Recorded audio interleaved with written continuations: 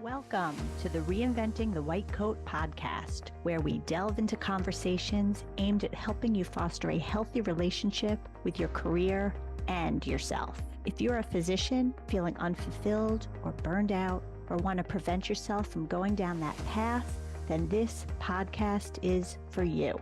I'm your host, Jennifer Scher, pediatrician, chief wellness officer, and executive and life coach.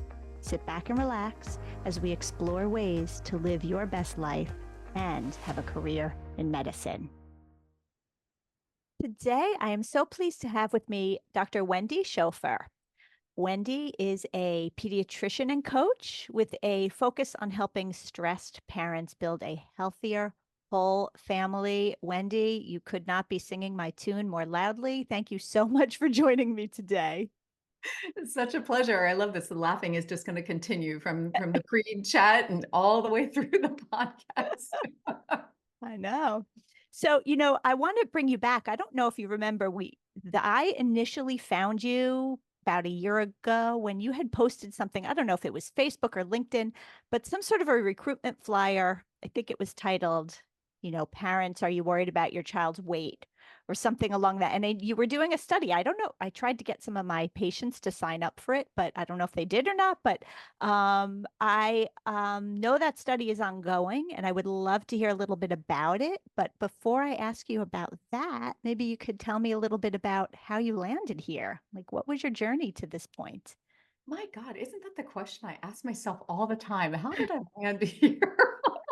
But I mean, it's really amazing because, life has been such I'm always using my hands, like this circuitous journey.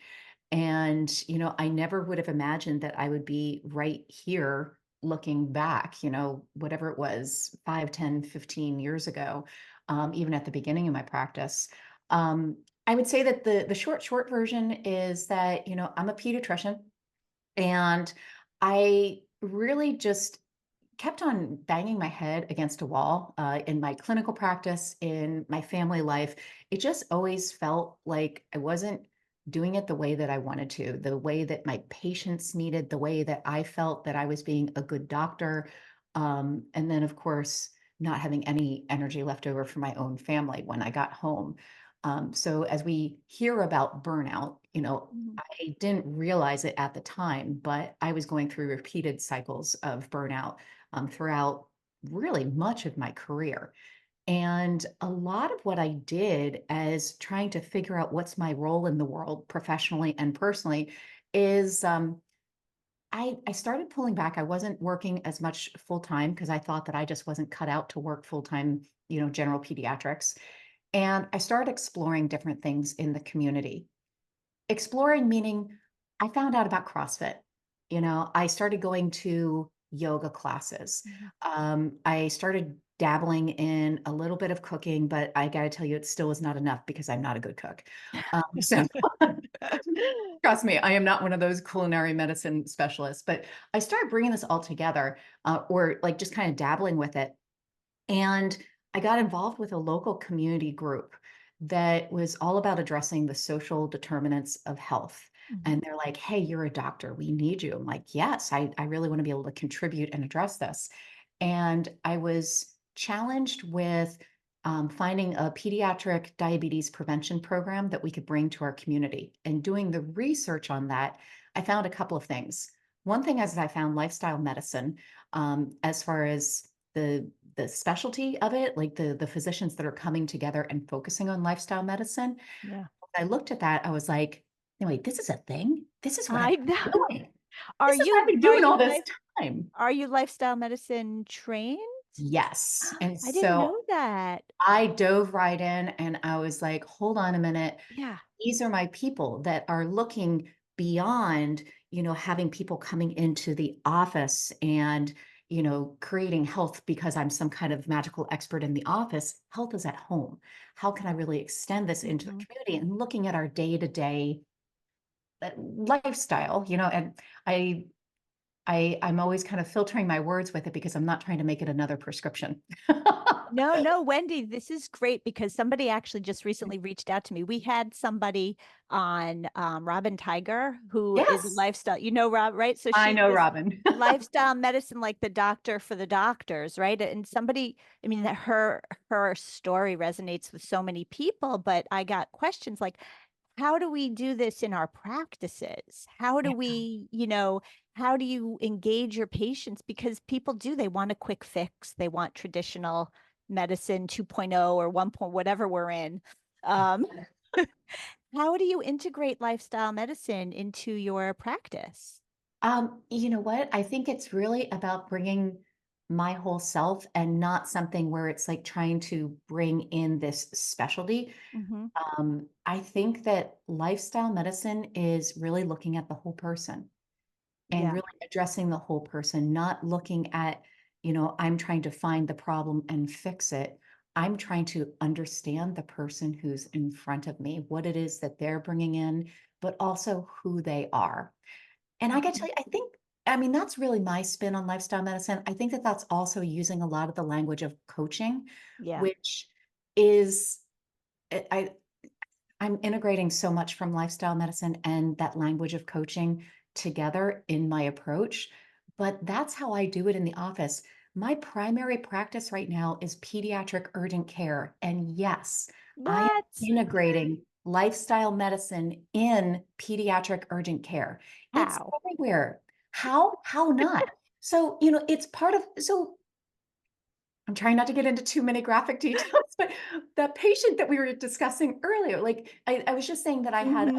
patient yesterday that came to see me because he was having concerns about his stool. So it's just, we were addressing the urgent care questions that he Right. had, but then also just kind of opening up the conversation. Because, of course, like I said before, we were joking around.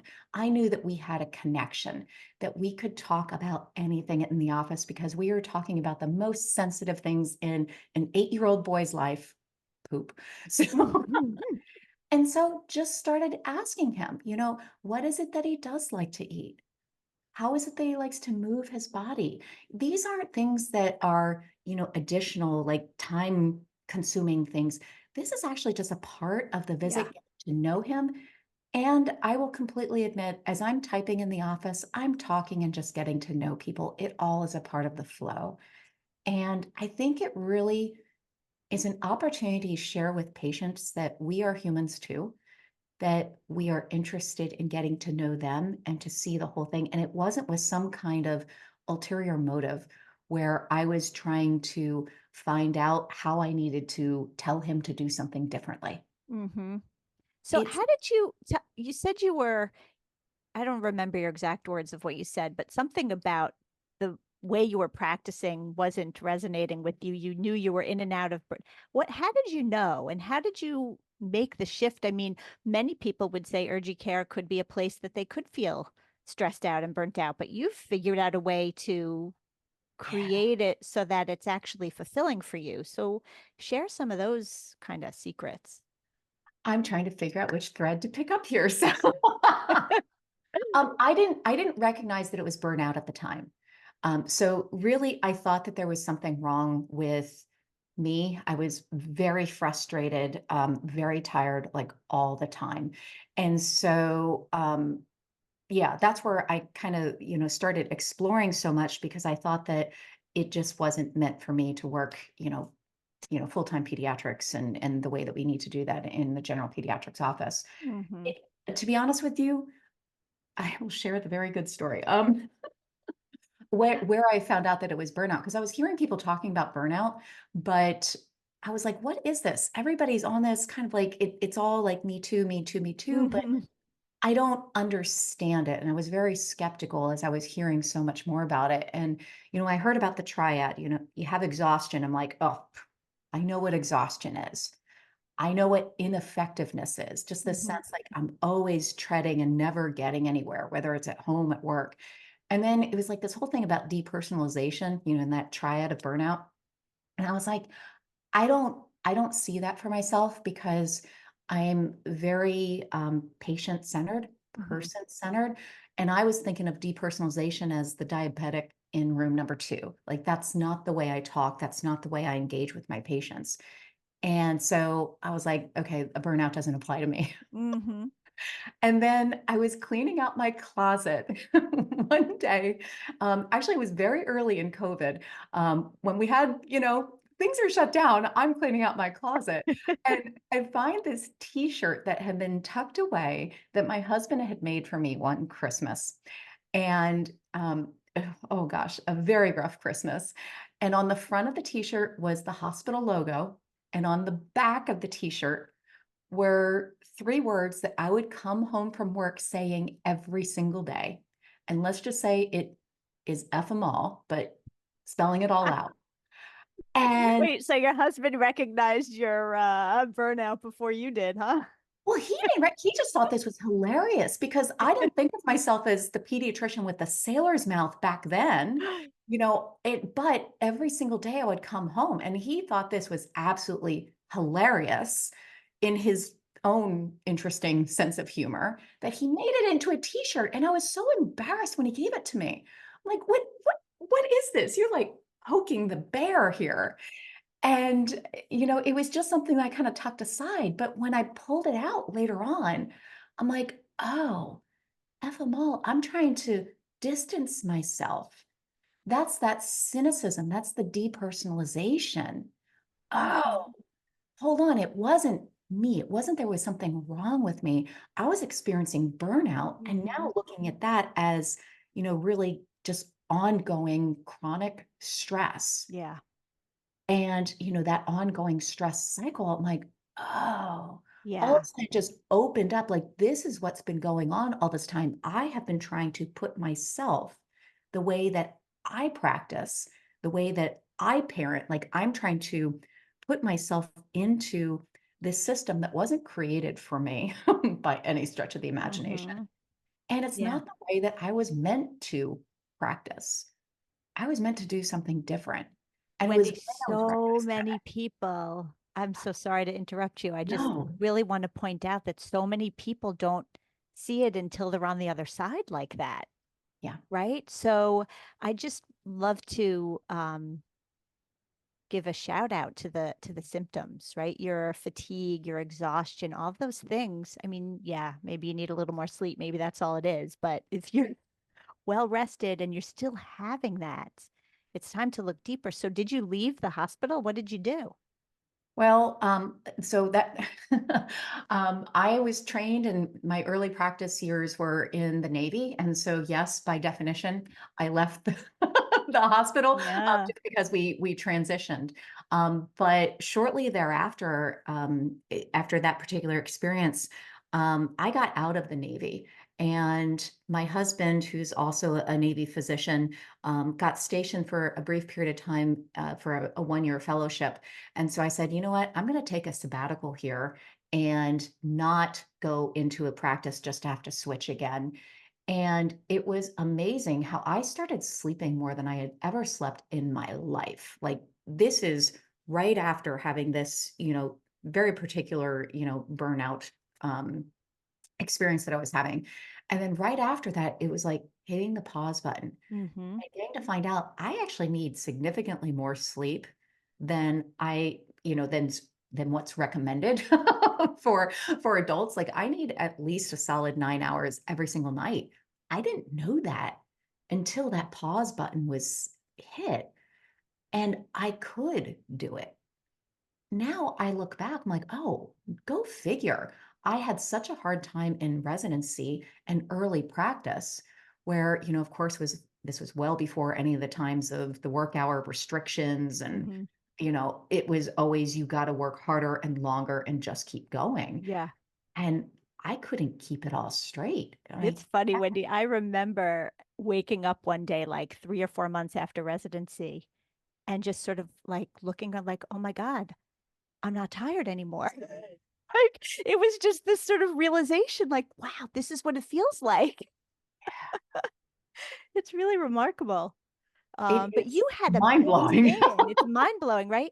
And you had a built-in, you were very lucky, it seems like, sort of a forced pause by this change. I mean, you chose to take that year as a you could have jumped into something else, but you, by having that change, it gave you kind of um, an opportunity. Yeah, I never really thought about it that way. I guess, yeah, I knew that I didn't want to have to kind of get into that hamster wheel of all the Hmm. credentials and all the things just for one period of time that I knew it was going to be very brief. Yeah. And so, yeah, no, I definitely made that choice, and I do appreciate that opportunity that I had then. I actually took off quite a number of months and stayed home with my son, who eventually one day looked at me and he said, "Mom, you need to go back to work." That is hilarious. He's like, "I wanna go to school, and you need to go back to work." Ah, so you did. Oh, the honesty of kids. I'm like, "You know what? I love you, and I see where you're going with this." But, again, that opportunity kind of built in. I knew that I didn't wanna, start everything up because this was about 6 months into it, and so I just started doing locums. Mm, And I was like, "You know what? I wanna figure out what it is that I wanna do when I grow up." And just testing out different practice styles, yeah. different practice structures. I learned a lot about what I didn't wanna do in Hmm. those locums days. I'm very grateful for that. Very grateful about seeing what kind of practice I did not wanna do more than anything else. Well, that's helpful information. Oh, yeah. Oh, Yeah. absolutely. So what do you do now? What does your typical day look like now or week? Because I know I'm sure there's not a typical day. I appreciate that you switched that from day to week, because every day is truly different. Every week is different, and Hmm. that's exactly how I love it. I do practice clinically, and it's kind of like depending on the needs. I work as needed, so PRN with the urgent care division through the local children's hospital. Hmm. So on average, yeah, I'll probably pick up about a shift a week, give or Okay. take. I also work locums for primary care. And so I will go and work stretches of time when folks are going and taking leave. I Hmm. love being that person that will come in and say, please go, you need a break. Yeah. I got you. I got you. And so I really love being able to do, that um, that primary care in that kind of structure. And then I've also had my credentials in on an ongoing application process for working through the local naval hospital again. And so it's just kind of part of the process. But that's all clinically. I got to tell you, most of the time, I'm doing community work. I am, working with different organizations, coming together, talking about the social determinants of health, Hmm. working on well-being, addressing stress for individuals, for families, for workplaces. One of the coolest things that I've started up over the last couple of years is a collaboration with my local improv comedy theater. Yes, I cannot believe you do improv. Tell me more. I Oh, love it. yes. Well, and so this was one of those times where I discovered improv comedy as such a release for me when my husband was deployed, yet again, and my kids were older this time. Hmm. And I was like, I just need adult companionship. I need to not have it be at work. Like, what is it? And I heard about the theater and I was like, don't kill each other. Like, mom's going Hmm. out tonight. And I went over and, went to the theater and I started taking classes. And it was something I have to admit, the first time around, it was really hard for me because I would go in there thinking, okay, I'm a pediatrician, I'm a mom, I'm a professional, I'm a military officer, like all these things. I'm like, how Yeah. do I show up? And unfortunately, that was the wrong question to be asking because, they just wanted Wendy. Right. Just wanted to have Wendy and then, try on different experiences. But I was trying to come in as this particular person, kind of playing a role all the time. And so over time, I've learned to kind of check that at the door. It was a lot of practice, though. Um, I've actually had, practices with, I'm now on an improv team, and our mentor was like, you have to stop bringing in what people do, like leading with it. Hmm. Nobody That's does such a that. doctor thing. Well, exactly. We were nuns in New York City. And so my friend and I automatically put our hands together. We start looking up and we're talking about how we're on the top of the Empire State Building. Hmm. And our mentor is like, you have to stop this scene. What are you doing? We're like, we're nuns in New York City. He's like, no kidding. No kidding. But we don't understand anything about you. He's like, I'm a shipbuilder. You've never heard me say that. I don't lead with I'm a shipbuilder in Right. conversations. And he's like, nobody does that. And I was like, oh, actually, mm, moms do that and doctors do that. Yeah, right. I've got a double dose of that right away. So I was like, this is the moment where I get to learn that it's about checking that. You don't have to always lead with, hi, I'm Wendy, I'm a pediatrician. Right. That is a hard thing to check at the door. It is. As I've become aware of that, I've noticed as I go into um, situations where I'm meeting new people, I intentionally try not. It's like it's hard to not have that come out.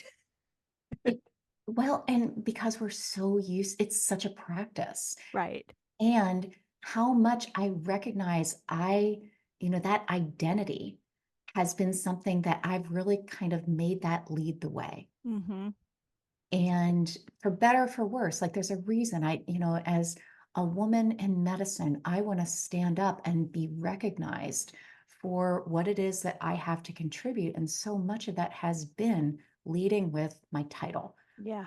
and with, whatever it is that I felt was appropriate at that moment for the identity and the role. Yeah. And it's really wonderful to be in a place where people were like, I don't care. Like, who are you? Yeah. That is So wait, Wendy, to talk more about some of your doctor stuff, just because that's why we're here, because of your title. Tell me more about the whole family approach to weight management that you have, because that pulls together your yeah. lifestyle medicine, your coaching, and the study that, which is how I found you. Yeah. So here's the thing. So much of the frustration that I had in my practice was that, I was doing all the things we're supposed to do. And in particular, as I'm using the example of, kind of looking at weight and monitoring weight. Like, what do you do as a pediatrician? You're like Hmm. checking out, the vitals as they walk in the room, looking at the growth curves and addressing it. Let me understand a little bit more about how you're eating, how you're moving.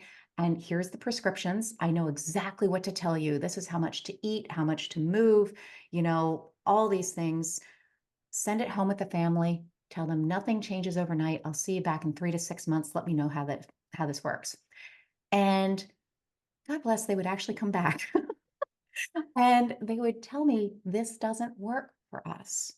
We're, having food fights. I'm finding candy wrappers underneath the bed. Hmm. I don't like to exercise. Go figure, my kids don't want to exercise. We're failing this. I'm failing as a parent. We're failing your plan, all these things. And I was like, oh, no, no, no, no, no, no, no, no. Hold on a minute. My approach is not working here. Because the other thing is that I'm noticing this approach that I've been taught to do isn't working in my own home either. This Hmm. isn't something that's wrong with them. It's something that's wrong with our approach. And so at the same time, I was looking for that diabetes prevention program. And I noticed how the attrition rates were really high. Like, what is it that people are coming into these programs and they're just dropping out, dropping out, dropping out? And so I started looking at all of that. And I was like, you know what? We're missing the human, the human that's coming in. What is it that is important to them? What is it that they want? How is it that we can talk about really not using weight as the end goal or metric, the way to say that you're succeeding or not? Because that's really what we're looking at is like, are you, following along this growth curve or hitting this Hmm. weight? Like, that's the wrong message. That's diet culture. That's really just teaching our families how to diet. And so that's really where all of this kind of started from. And it's just been evolving over the last, what is it now? It's 4 years. And really looking at how can I support parents who are stressed by life in general. I mean, it's just really stressful to be raising kids in this day and age. And then on top of it, the question of how do I raise my family to be healthy? Hmm. All of these messages about weight and all the things that we need to be doing and managing and controlling. And oh my gosh, it's so stressful. And then on the other side, fearing health consequences and, eating disorders. Like we're really putting parents in kind of, what would you call it? Kind of like an impossible situation. Yeah. And I believe in calling it out and saying what we're doing isn't working. But what does work is really looking at focusing on relationships. So instead of looking at the prescriptions and the portions and, this is, you know, how much you can eat and then you need to stop. Well, what is your relationship with food? How do we teach our kids to have a healthy relationship with food? What does that even mean? Like these are the Mhm. questions that we kind of tease out, go through over the course of the program. Same thing with the relationship with our bodies, which that's what Yeah. body image is. It's Mhm. our relationship with our body, and then of course the relationship with our family. And the study, bringing this all back full circle, the study, I love it. For so long, I was talking with my colleagues and like, this is what I'm doing. And they're like, what's the evidence for the approach? I'm like, I'm creating the evidence. Like you got to start somewhere. And so I'm creating it. And then I have some colleagues at the local institutions here with two different local institutions that have the research background and also a background in weight stigma. And we all came together and said, we want to study the effectiveness of this program systematically. Mhm. So we have a randomized controlled trial that is ongoing right now. So we have folks that are receiving the program, the intervention, and then other folks who are in a wait list control so that everybody eventually gets the access to the program. And we are measuring the outcomes that are really looking at health from the inside out instead of looking at BMI and A1C and weight. Oh my gosh, and no before and after pictures, none of that stuff. Yeah. We're looking at what are the psychosocial measures to be able to see how is this family doing specifically around the parental reports. So eating competence. There's something that's called the affiliate measure of weight stigma. So what it is that parents are experiencing about the stigma of their child's weight, things that I'm really learning so much. That's why I'm so lucky to have the collaboration with Mhm. my partners here. And so we're really looking at studying the impact of this approach and knowing full well that we're going to need more study because, of course, it's starting off small and we're going to keep on going Yeah. because it's amazing to see how things are changing at the level of just working with one person, but how we're doing this in a group, in a community. You're not alone. We're all experiencing this and coming together, we can start changing this environment at home. It's one heck of an environment to raise our kids right now, but you know what? Mhm. No Crazy kidding. can change it. Yeah. Wendy, you have so many things going on. I wonder if you ever feel overwhelmed.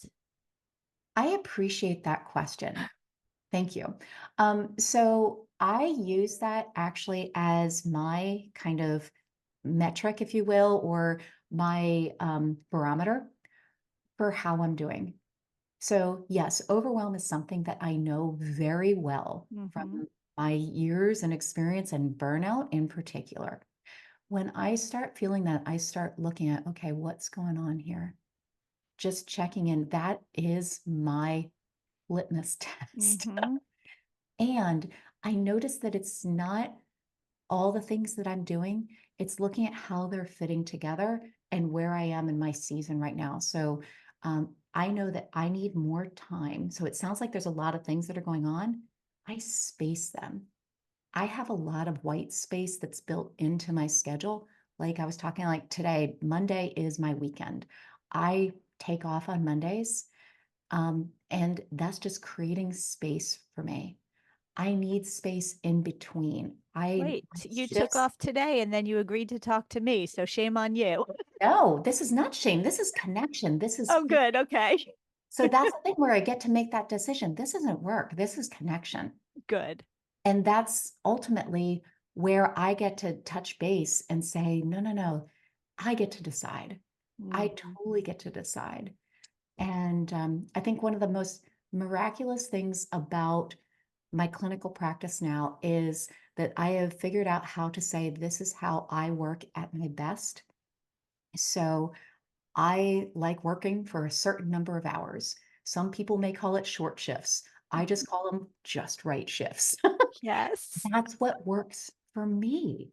I have all the energy. I feel amazing. I can go home. Yeah. But I work in primary care, which we tend to work the longer days. I will take days off in between because I need that in order to be the doctor that I want to be for those patients, Hmm. practice the way that I want to. I know that it takes a lot of energy for me. And so I need the time. I need that downtime, silence. I love silence. Yeah. Yeah. Listen, you know yourself so well. Did you struggle at all with any because you what you're doing is not your typical tech you know, what's the textbook pediatric career. Did you struggle with self-doubt or criticism from internal voice or external voices? All along the way, absolutely. I mean, how many years did I hear that the only way to work at this job is full time? We Hmm. only accept full-time pediatricians. And, yes, we had a job share before, but that was too hard to handle. So we're just going with one person full time. And again, I thought that was something wrong with me.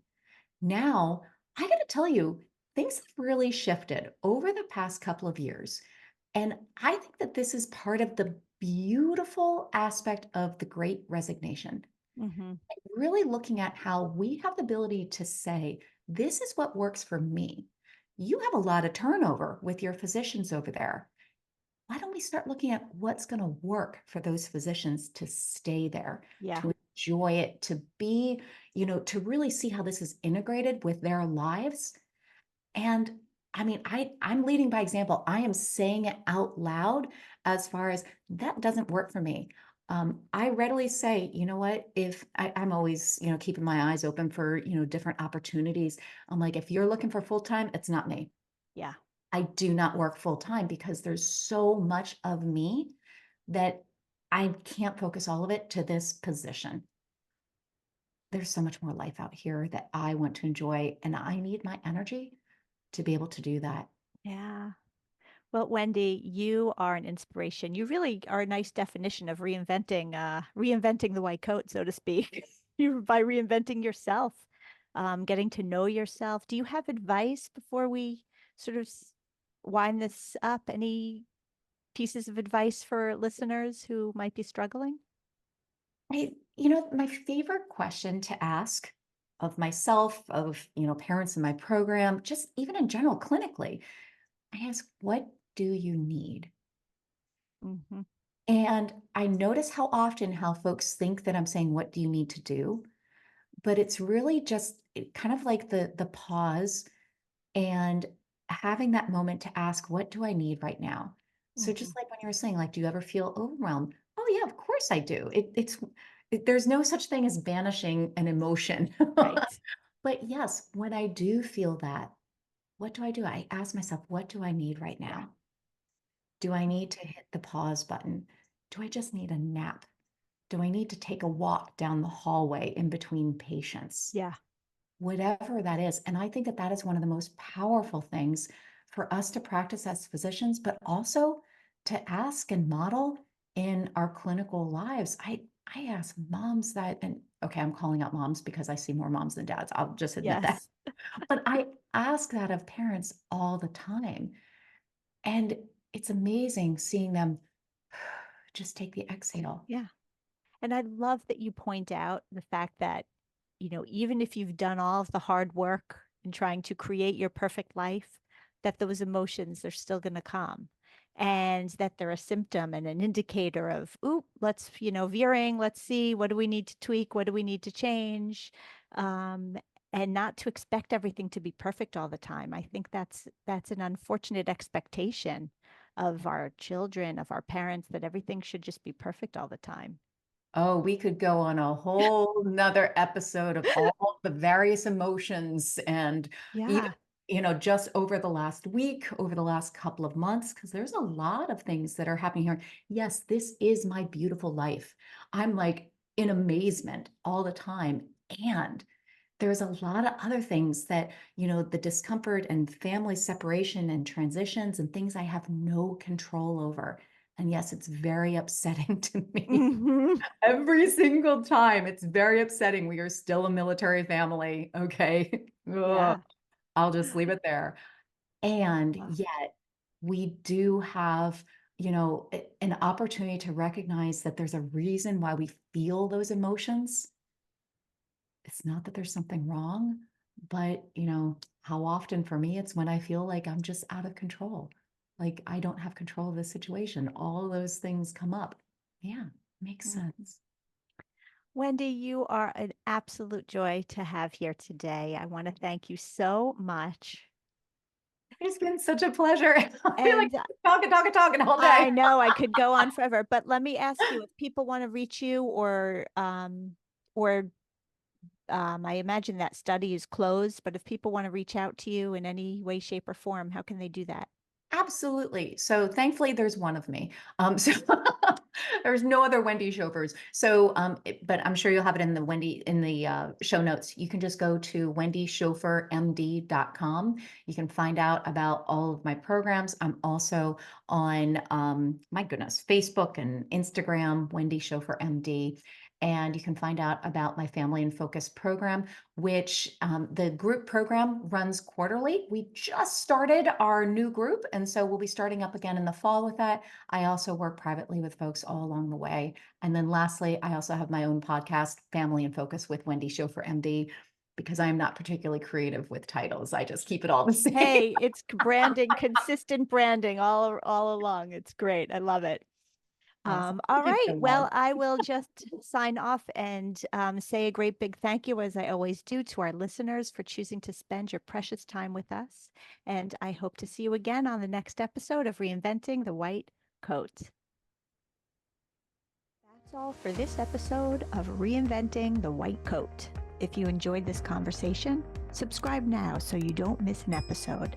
If you're interested in coaching or in being a guest on the podcast, you can reach out to me online at sharecoaching.com. Thanks for listening, and don't be afraid to live your best life.